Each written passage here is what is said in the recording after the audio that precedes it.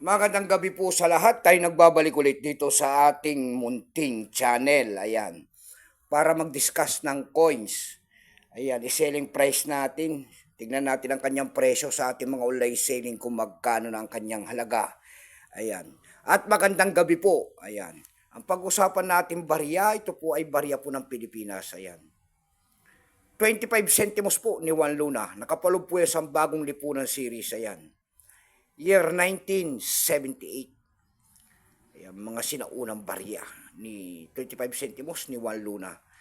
Ayan, tignan natin ang kanyang presyo kung magkano ng kanyang halaga sa ating mga platform po. Bintahan po ng coins, pandaigdigan. Ayan.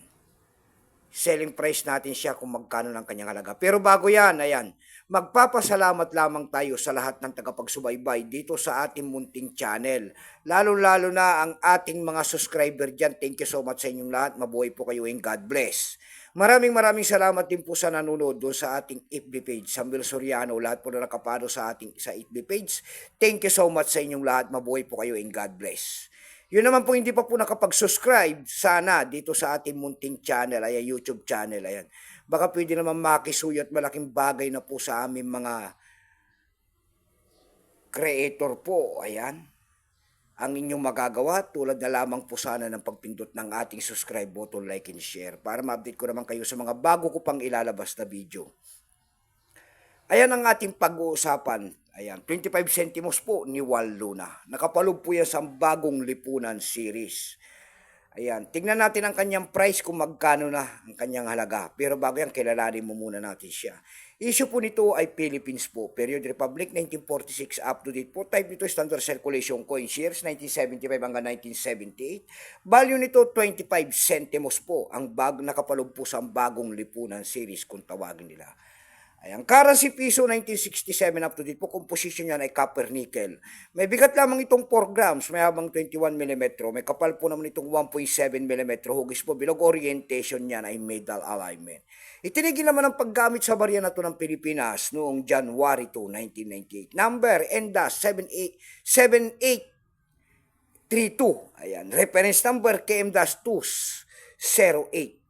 Ito pong year 1978 na ito, tatlo pong variety nito. Ayan, may FM proof ito. Ayan. Pero itong atin, ito po ay 43%. Kung ilang piraso naman ang ginawa ng Bangko Sentral sa barya na hawak natin, ito po ay 40,466,000 piraso po. Ayan, nabubulol na. Excuse me po. Mayroon na rin po tayo nitong presyo. Ayan, binigyan na po ng presyo ng ating mga kolektor kung tawagin nila.